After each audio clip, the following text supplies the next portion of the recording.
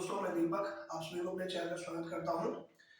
आज का हमारा टॉपिक है परसेंटेज। परसेंटेज की शॉर्ट ट्रिक्स मैं आपको इस वीडियो में बताऊंगा कि परसेंटेज के सवालों को कैसे लगाएं, विद इन सेकंड कैसे इसका जवाब दिया जाए। तो इसके बारे में सबसे पहले आपको बेसिक समझ होनी चाहिए। जैसे आपको बेसिक पता ही नहीं है और आप ट्रिक पढ़ रहे हैं तो ट्रिक पढ़ के आप जान नहीं पाएंगे कि कैसे क्या है। सबसे पहले आपको किसी चीज की ट्रिक जानने से पहले उसका बेसिक मेथड पता होना चाहिए कि एक्चुअल में परसेंटेज है क्या, परसेंटेज का कंसेप्ट क्या है। तो आइए समझते हैं कि पहले परसेंटेज क्या है। तो प्रतिशत वैसे है क्या? प्रतिशत का मतलब जैसे मान लीजिए आप कोई काम कर रहे हैं, मान लीजिए कोई काम आप कर रहे हैं तो हम लोग क्या कहते हैं कि हमने अपना 100% दिया। मतलब ये है कि आप कोई भी काम करते हैं तो पूरी लगन पूरी मेहनत से करते हैं, यानी आप अपना 100% देते हैं। अब अगर हमारे पास कोई वस्तु है या कोई चीज है, किसी को बेचेंगे किसी को खरीदेंगे तो हम अपने 100% पे खरीदते हैं या बेचते हैं। अब उसमें अगर आप 100% पे आपने खरीदा, आपने 100% पे ही बेच दिया तो आपको कोई प्रॉफिट होगा? कोई प्रॉफिट नहीं होगा। अगर आपने 100% पे खरीदा, 80% पे बेचा तो आपको नुकसान हो रहा है। 100% पे खरीदा, 120% पे बेचा तो आपको 20% का लाभ हो रहा है। आपको कैसे पता चल रहा है? क्योंकि आपका परसेंटेज वेरी कर रहा है। पैसे से कोई मतलब नहीं, आपका परसेंटेज वेरिएशन हो रहा है। आप क्या करेंगे कि परसेंटेज की वैल्यू कैसे कैलकुलेट करेंगे? जैसे मान लीजिए आपको किसी चीज का दाम दिया हुआ है 100 रुपया, 100 रुपया, तो वो उस वस्तु का दाम जो है वो 100 रुपया है, तो उस वस्तु का परसेंटेज वो कितना है? 100%। वो उस वस्तु का जो दाम है 100 रुपीज, वो 100 रुपया उसका परसेंट में 100% है। अगर मान लो उसको 20% का नुकसान हो गया, आप 20% का क्या हो रही है, इसको बेचने पे इसको हानि हो रही है 20% की। तो अगर इसको 20% की हानि हो रही है तो यानी इसने सामान को 80% पे ही बेचा। तो अगर परसेंट के हिसाब से देखा जाए तो 100% की जो वैल्यू है वो 100 रुपया है, तो 1% की वैल्यू 1 रुपया हो जाएगी। तो यानी उसने 80 रुपए में बेचा होगा उसको। बात को समझ में आ रही है कि परसेंटेज का खेल क्या है? परसेंटेज अलग चीज है, पैसा अलग चीज है। तो हम किसी चीज के पैसे को अलग कैलकुलेट करेंगे, परसेंट को अलग कैलकुलेट करेंगे। तो परसेंट कैसे निकालेंगे, पहले इस पर चर्चा करेंगे। परसेंट है क्या वैसे? जैसे मान लीजिए आपको किसी का दाम 25% निकालना है, तो 25% से आप कैसे बनाएंगे? फ्रैक्शन में इसको चेंज करें। तो इसको कैसे चेंज करेंगे? पहले 25 लिखेंगे और परसेंट का मान होता है 1/100। मतलब किसी चीज की वैल्यू हम 100 पे निकालते हैं तो 100 का 25% मतलब ऐसे लिखेंगे 25/100 और इसको लिखेंगे 1/4। यानी 25% को हम 1/4 रेशियो में लिख सकते हैं। मतलब ये पहली वैल्यू। आपको दो चार वैल्यू बता देंगे, बाकी कोई याद नहीं कर पाता। ये सब बहुत सारा कैलकुलेशन होगा जो आपको पूरा याद नहीं हो सकता। 2 4 10 कैलकुलेशन आपको बेसिक याद होनी चाहिए, बाकी आप करते करते आपकी प्रैक्टिस में आ जाएगा। आपको पूरा परसेंटेज याद करने की जरूरत नहीं है। मतलब कोई इतना बड़ा डर नहीं है कि मतलब याद करना बहुत कंपलसरी है। बस इसको देखते रहिए, सब याद हो जाएगा। जैसे 20% निकालना है तो 20/100, 20 से करना 20, 20/100, इसको 1/5 लिख सकते हैं। जैसे हमको लिखा होगा किसी सवाल में 20%, तो हम उसको 1/5 भी लिख के कैलकुलेट करेंगे। 25% लिखा होगा तो उसको 1/4 कैलकुलेट करेंगे। जैसे लिखा होगा 30%, तो 30% को लिखेंगे 30/100, ये कैंसिल हो जाएगा 0.3% या परसेंट में, और या 3/10। ऐसे 50% अगर लिखा है तो 50/100 लिखेंगे। 50/100 माने 1/2। ये फ्रैक्शन में चेंज हो रहा है, परसेंट टू फ्रैक्शन। इसका मतलब क्या है? Percentage to fraction conversion. ये परसेंटेज से फ्रैक्शन में कन्वर्ट हो रहा है। अगर आपको 100 तो आप जानते ही हैं, 60% निकालना है तो 60% की वैल्यू 60/100।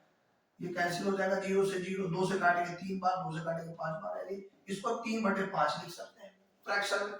तो ये सब क्या है एक्चुअल में आपको समझ में आ गया होगा कि अगर आपको 25% लिखा है तो बटे में 100 लिखना है। परसेंट का मतलब होता है 1/100। जहां परसेंट लिखा है उसकी जगह पे हम क्या लिखेंगे? 1/100। ये कैलकुलेट करेंगे अभी। तो अब इस पर आधारित कुछ सवाल पहले लगाते हैं, फिर आपको समझाते हैं। इसको पहले हम बेसिक तरीके से समझाएंगे, फिर आपको बिल्कुल शॉर्टेस्ट ट्रिक से समझाएंगे कि कैसे तुरंत इसका जवाब दिया जाए।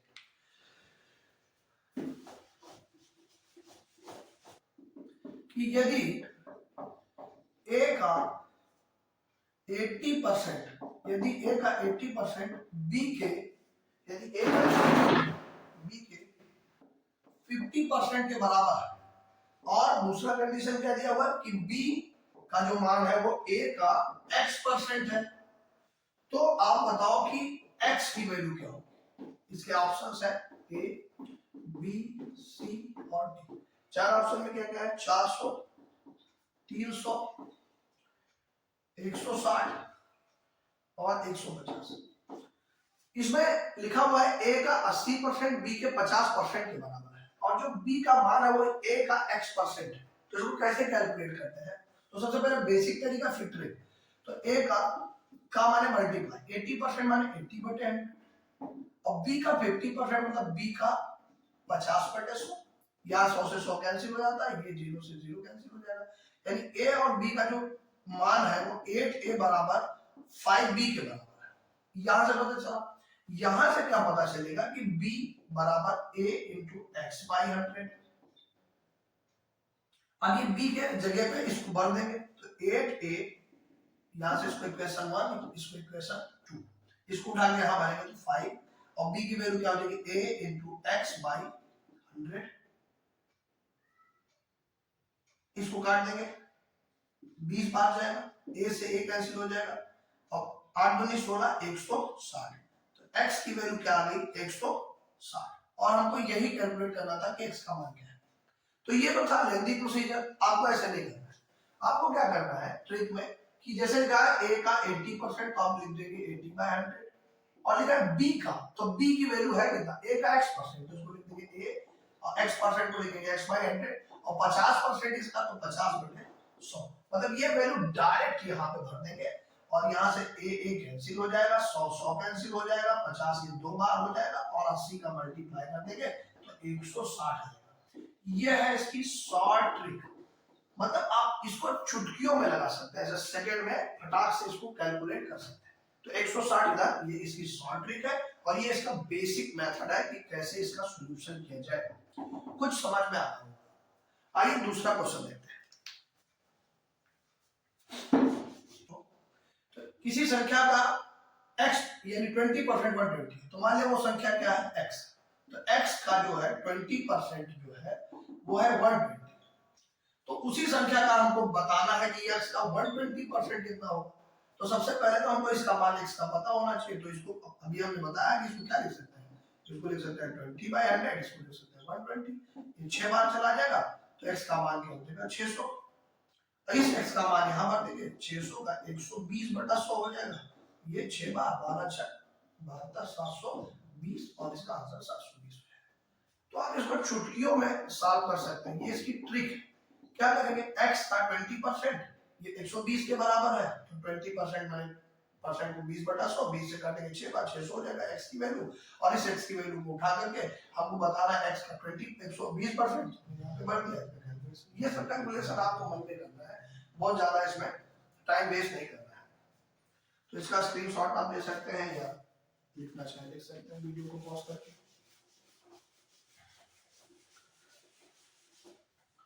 अगला प्रश्न है, अगला प्रश्न है कि 1/3 का 1/3 का कितना प्रतिशत, क्या परसेंट है, 2/3 है।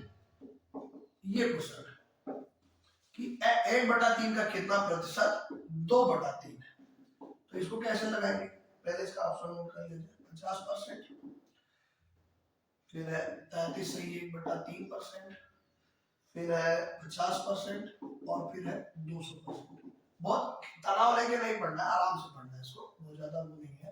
1/3 का कितना परसेंट 2/3 है, तो हमने लिख दिया 1/3, कितना परसेंट आपको नहीं पता तो हमने x% लिख दिया, 2/3 इधर लिख दिया, ये 3 से 3 कैंसिल होगा, ये हो जाएगा x/100, और ये जाएगा 2, इसको इधर मल्टीप्लाई कर दिया तो हो जाएगा 200। तो यानी कितना परसेंट है इसका, 200% है। कितना परसेंट है, हमने मान लिया कि x% है, तो 1/3 का x%, 2/3 है, 3 से 3 कैंसिल हो जाएगा, ये और परसेंट को बताया था कि 1/100 लिखेंगे, 100 को मल्टीप्लाई हो जाएगा, खत्म, 200 हो जाएगा। फिर अगला क्वेश्चन देखते हैं।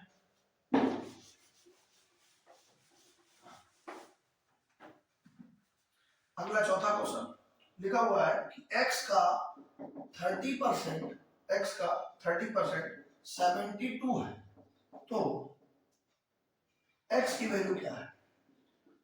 ए बी सी डी, चार ऑप्शन है इसके। ये 216, 240,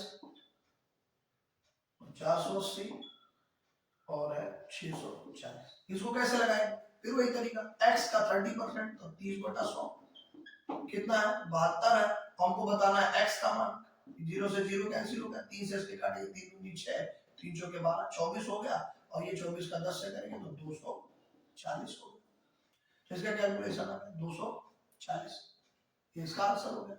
अगला क्वेश्चन देखते हैं इसमें, फिफ्थ वाला। किस संख्या का 18% 75 के 12% के बराबर है? किस संख्या का 18% 75 के 12% के बराबर है? ये क्वेश्चन है। इसका ऑप्शन है ए बी सी और ये डी। ये चार ऑप्शन आपके सामने है। किस संख्या का 18% 75 के 12% के बराबर है? ऑप्शन में है 50, और ये है 100, और ये है 2, और ये है 3/2। इसको कैसे सॉल्व करेंगे?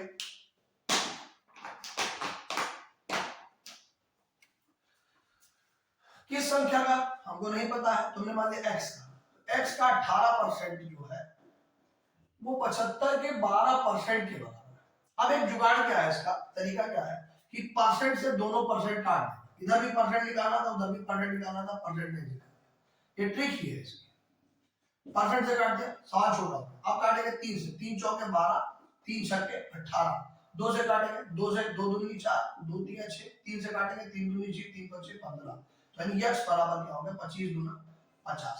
तो किस संख्या का मान है? 50। तो ये 50 है।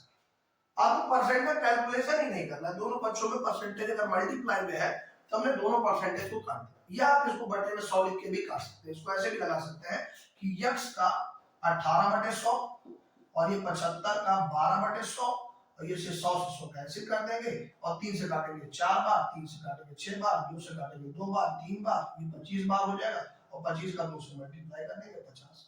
ऐसे भी लगा सकते हैं, ऐसे भी लगा सकते हैं, जैसे आपकी इच्छा हो, बटे 100 में। ये सबसे शॉर्टेस्ट मेथड है।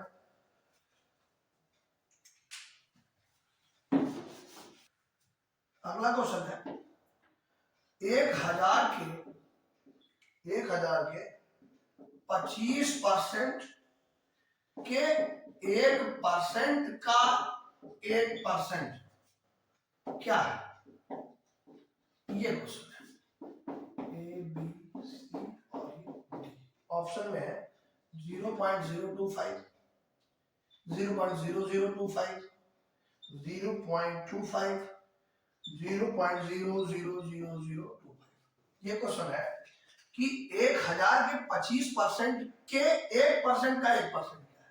तो आपको क्या करेंगे, इसकी वैल्यू मान ली x है, तो 1000 है 1000, इसके 25% यानी 25/100 के माने मल्टीप्लाई, 1% माने 1/100 का 1% माने 1/100। खत्म। 1 0 2 0 3 0 1 0 2 0 3 0 कैंसिल होगा। 5 से काटेंगे 5 बार, ये 2 बार हो जाएगा। 5 से काटेंगे 20 बार हो जाएगा, और ये कितना हो जाएगा? 1/40। ऐसे नहीं करते इसको और छोटे तरीके से करते हैं। कैसे करते हैं इसको? इसको करेंगे 1000, कैसे लगाएंगे इसको? 1000 के 25% के 1% का 1% क्या है? तो 1000, इसके 25% को लिखेंगे 25/100, के 1% माने 1/100, इसको भी लिखेंगे 1/100। तो ये इसका 25% की वैल्यू है, 1% की वैल्यू है, 1% की वैल्यू है। अब ये 3 जीरो यहां से कैंसिल हो जाएंगे, ऊपर बचेगा 25 और ये बचेगा 1000 बटे 100 और ये 10। अब 3 डिजिट बाद दशमलव लगेगा, तो 2 डिजिट ऊपर है, एक बढ़ा करके यहाँ पे डिवाइड लगा देगा आंसर। चलिए 0.025 यानी पहला ऑप्शन सही।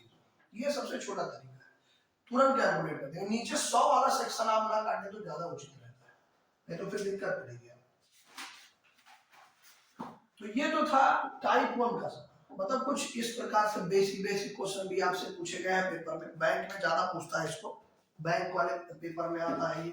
एसएससी के सीएचएसएल में, एमटीएस में बहुत क्वेश्चन पूछा जा चुका है इस तरीके का। और राम की आय श्याम से 20% अधिक है। ये मान लीजिए क्वेश्चन या टाइप समझे कि राम की आय श्याम से 20% अधिक है, तो श्याम की आय राम से कितना परसेंट कम है। तो परसेंटेज कमी के लिए फार्मूला होता है कि अगर आपसे ये परसेंट कम पूछ रहा है, दो तरीका होता है इसका, टाइप 1 और टाइप 2। यही चीज आपसे पूछ ले कि यक्स की आय वाई से 20% कम है, तो y की आय x से कितना परसेंट अधिक है। तो ये दो तरीके का सवाल है आपके पास। इसको लगाने के लिए जब परसेंटेज कमी आपसे पूछ लिया जाए, परसेंटेज कमी के लिए फार्मूला होता है। इस परसेंट को अगर हम लिख दे, मान लिया परसेंट को लिखेंगे p, तो लिखेंगे p upon 100 plus p into 100। इस फार्मूले को लगाएंगे तो हमको परसेंटेज कमी पता चल जाएगी। और अगर हमको परसेंटेज अधिक निकालना है कि अधिक कितना है, तो उसको निकालने के लिए p बटे 100 माइनस p इंटू 100, इस फार्मूले का प्रयोग हम करते हैं। तो इस पर कैसे सवाल लगाते हैं, तो आप देखिए कि आपको क्या पता करना है कि कितने परसेंट कम। राम की आय श्याम से 20% ज्यादा है, तो हम 20% को p के जगह पे लिखेंगे 20। फिर यहाँ पे 100 बटे p, 100 प्लस p, तो 100 में फिर 20 जोड़ देंगे और इंटू में 100, यानी 20 बटे 120 और मल्टीप्लाई में 100। तो 20 छक्का 120, 2 से काटे, अब 20 छक्का 120 2 से काटेंगे 50 बार हो जाएगा, 2 से 3 बार हो जाएगा। 50 को 3 से कैलकुलेट करते हैं, तो 3 से 3 का नाम 3, 2 6, तो 20 हो गया, 3 छक्का 18, 2 20, 3 छक्का 16.6% कम से कम इसका जवाब हो जाएगा। तो ये कैलकुलेशन इसका है कि परसेंटेज ज्यादा और कम। एक क्वेश्चन इससे बहुत बार पूछा गया है और पूछा जाएगा भी। तो परसेंटेज कमी निकालने का वो फार्मूला है, और परसेंटेज अधिकता निकालने का ये फार्मूला है। अब परसेंटेज अधिक निकालना है तो लिखा है x की आय y से 20% कम है, तो y की आय x से कितना परसेंट ज्यादा है भाई, तो x की आय 20% कम, y से 20% कम है, तो y की आय x से कितना परसेंट ज्यादा है, तो कितना परसेंट अधिक है अगर आपको निकालना है। तो अधिक को कैसे निकालेंगे, 20 और बटे में 100 माइनस 20 बटे 100, देखा 20 बटे 80 और बटे में 100, 20 चौके 80, यानी क्या हो गया 100 बटे 4, यानी 25%। तो इसका जवाब आ जाएगा 25%, तो इसका 25%, इसका 16.6%। तो इस प्रकार के सवाल को कैसे लगाते हैं, इसको और एक टाइप से बताया जाता है, जैसे खपत में वृद्धि और खपत में कमी वाला भी सवाल आता है। तो ये दूसरे टाइप का सवाल, आप इस पर बहुत सारे सवाल आप प्रैक्टिस कर सकते हैं। जैसे उसमें अलग अलग नाम करके देगा कि राम की आय इतना ज्यादा है, श्याम की आय इतना कम है, तो उससे कोई फर्क नहीं पड़ने वाला है। फार्मूला यदि ये संतरे के मूल्य में 30% वृद्धि हो जाए, अभी आपको जो समझाया, वृद्धि हो जाए तो खपत वृद्धि हो जाए, तो व्यक्ति खपत में कितने परसेंट कमी करे ताकि खर्च पूर्ववत रहे, तो ये इसका ऑप्शन है ए बी सी और ये डी। दो सवाल है इसके, इसको तुरंत लगवा देते हैं। 20% और ये है 23%, ये है 25% और ये है 26%। और एक क्वेश्चन और इसका पूछा जाता है, यदि तेल के मूल्य में 40% कमी कर दी जाए तो खपत में कितने परसेंट वृद्धि की जाए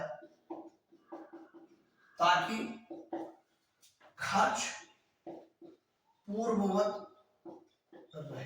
ये दो क्वेश्चन है आपके पास, ये इसके ऑप्शन है ए बी सी और ये डी। ऑप्शन में क्या है, एक है 66.66% और ये 33%, ये 25% और ये 22%। कैसे लगाया जाएगा इसको, तो सबसे पहले आप समझे पहले, जैसे हमारे पास आय है और व्यय है, ये इस प्रकार से भी कर सकता है, और मूल्य में बढ़ोतरी या कमी। तो जैसे आपकी आय ज्यादा है या व्यय कम है, आय ज्यादा है व्यय कम है तो बचत ज्यादा होगी, इस प्रकार से भी सवाल आ सकता है। लेकिन इसमें क्या है, खपत और वृद्धि होगी। तो जैसे मान लीजिए कि अगर किसी सामान को हम पहले 20 रुपए में लाते थे, अभी उसका दाम बढ़ गया, लेकिन हमारे पास पैसा तो 20 ही रुपया है, लिखा है इसमें कि ताकि खर्च पूर्ववत रहे, मतलब हमको घर से 20 रुपया ही मिला है, हमको सामान लाने के लिए 20 रुपया ही देना है, पर हमने देखा कि सामान का दाम बढ़ गया है, तो अब वो सामान हम नहीं खरीद पाएंगे। यानी हमको अब क्या करना पड़ेगा, जितना मान लीजिए 1 किलो चीनी हम लाते थे 20 रुपए की, तो अब 1 किलो नहीं मिलेगा, अब 1 किलो से कुछ कम मिलेगा। तो हमको खर्चा पूरा 20 रुपया ही करना है, अब सामान कम ज्यादा ही मिलेगा हमको, तो हमको क्या करना पड़ेगा, अब 1 किलो जो चीनी खर्चा करते थे अब हमको कम करना पड़ेगा। यानी जब आपके सामान का दाम बढ़ जाता है और आपकी आमदनी नहीं बढ़ती है तो आपको अपना खर्चा घटाना पड़ता है। दूसरा कि अगर मान लीजिए कि आप 20 रुपए कमाते हैं और 20 रुपए ही खर्च करते थे, कोई सामान मान लीजिए चीनी लाते थे 20 रुपए की 1 किलो, पर पता चला कि चीनी का दाम घट के 18 रुपए किलो हो गया, तो अब आपको 20 रुपए में क्या मिल जाएगी, चीनी ज्यादा मिल जाएगी, तो अब आप अपनी खपत बढ़ा सकते हैं, ज्यादा चीनी यूज कर सकते हैं। तो ठीक वही सवाल इसमें भी है, तो इसमें भी वही फार्मूला लगेगा, परसेंटेज कमी वाला, और ये ताकि खर्च में परसेंट कमी करे, ये आपको पकड़ना है, परसेंट कमी, तो वही m upon 100 sorry p upon 100 plus p into 100, और परसेंटेज अधिकता वाला जो फार्मूला होगा, परसेंटेज कितनी अधिक होगी तो परसेंटेज अधिकता वाला 100 माइनस p इंटू 100, ये फार्मूला है। इसमें कह रहा है कि संतरे के दाम में 30% बढ़ोतरी हुई है, तो व्यक्ति खपत में कितना परसेंट कमी करे, तो कितना परसेंट कमी करे, तो बढ़ा कितना है 30%, और 30% जोड़ तो कितना कमी आएगी भी पता चलेगा, ये 30 डिवाइड 130 और ये मल्टीप्लाई में 100 हो जाएगा।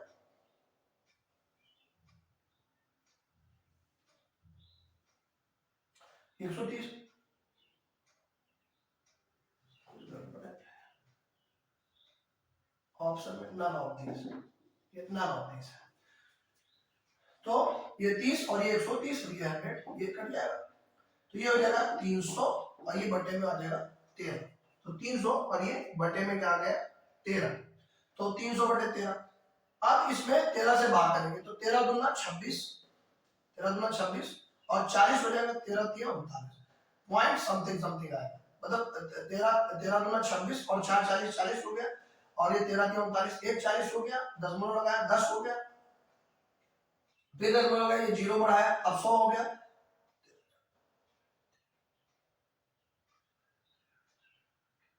इस 7 बार लगभग जाएगा, तो ये 23.07। लेकिन अभी आपको जो जवाब देना है वो जैसे मान लीजिए कि अगर इसके ऑप्शन में 23%, 25%, 20% और यहाँ पे मान लीजिए लिखा था 26%, तो अगर आपके पास ऑप्शन में 23% है तो आप 23% पे ही टिक लगाएंगे, लेकिन मान लीजिए कि ऑप्शन में अगर लिखा हो 23.07% तो आप 23.07% पे टिक लगाएंगे, अगर नन ऑफ दीज होगा तो नन ऑफ दीज पे टिक लगाएंगे। ये सब सवाल में होता है, ये अप्रोक्सीमेट वैल्यू होती है, अप्रोक्स वैल्यू होती है, और किसी किसी प्रश्न में ऐसे भी आ जाते हैं कि जिसमें अप्रोक्स जो है मान आता है इसका कैलकुलेट करने का। तो बैंक वाले एग्जाम में ज्यादा पूछा जाता है, एसएससी में भी अब पूछा जाने लगा है सवाल कि अप्रोक्स वैल्यू, तो आपको क्या देखना है इसमें 23 आपको जवाब लगा देना है। अगर ऑप्शन में ऐसा लिखा हुआ है, अगर ऑप्शन में ये भी है तो यही सही रहेगा, अगर ये ऑप्शन में नहीं है लिखा हुआ नन ऑफ दीज तो नन ऑफ दीज पे टिक लगाएंगे, लेकिन अगर यहाँ पे लिखा है मान लो कोई दूसरी वैल्यू 26% तो आपको जवाब देना है 23%। तो बात समझ में कुछ आई होगी, तो ये 26%, ठीक है, सवाल गलत नहीं। ठीक है, यदि तेल के मूल्य में 40% की कमी कर दी जाए तो खपत में कितने परसेंट वृद्धि की जाए ताकि खर्च पूर्ववत रहे। अब इसको कैसे लगाएंगे, तो परसेंटेज अधिकता के लिए कैसे करते हैं, परसेंटेज अधिक के लिए तो कितना परसेंट कमी हुई है 40, तो हम खर्च अपना बढ़ाएंगे, तो नीचे हो जाएगा 140 गुणे 100, 100 में जुड़ा है 40, ये 100 प्लस 40, ये जगह 40 बटे 140 और मल्टीप्लाई में 100, 0 से 0 कट गया, 2 बार 7 बार हो गया, तो ये जगह 200 बटे 7 और 200 बटे 7 की वैल्यू होती है 66.6%। 7 नहीं, ये क्या हो जाएगा 200 बटे 7, 200 बटे 7, इसको लिखेंगे 7 से काटेंगे 7 दूनी 14, 7 दूनी 14, 6 20,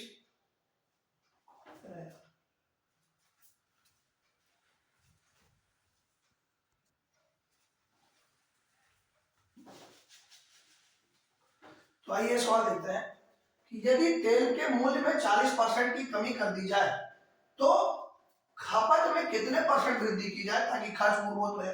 तो इसको लगाने के लिए ये वाला फार्मूला परसेंटेज अधिकता वाला, तो परसेंटेज अधिक कितना होगा, तो लिखेंगे पी का मान है 40 और फिर ये 100 माइनस पी, तो 100 माइनस पी इंटू 100, फिर तो जगह 40 और ये 100 में से 40 जाएगा 60 और ये 100, 0 से 0 कटे 2 दूनी 4, 2 3 6, तो ये जगह 200 बटे 3, 200 बटे 3 माने 66.6%। तो ये वैल्यू इसकी आ जाएगी 66.6%। तो ये थे कुछ सवाल कमी अधिकता वाले। परसेंटेज कमी निकालने के लिए फार्मूला है, यहाँ पे नीचे रहेगा प्लस और परसेंटेज अधिकता वाले में यहाँ नीचे क्या रहेगा माइनस। बस यही इतना जो है दोनों में डिफरेंस होता है। और ये खपत वृद्धि में भी है, परसेंटेज कमी में भी आएगा, ये आयत के छेदफल वाले में भी आएगा, बहुत सारे सवालों में इसका प्रयोग किया जाएगा। आगे आपको इसी प्रकार के सवाल और करवाते रहेंगे ट्रिक्स के साथ में। ये फार्मूला समझो या इसको ट्रिक्स समझो तो ज्यादा उचित रहेगा। तो अगर आपको अच्छा लगा हो तो आप इसको लाइक कीजिए, शेयर कीजिए और चैनल को सब्सक्राइब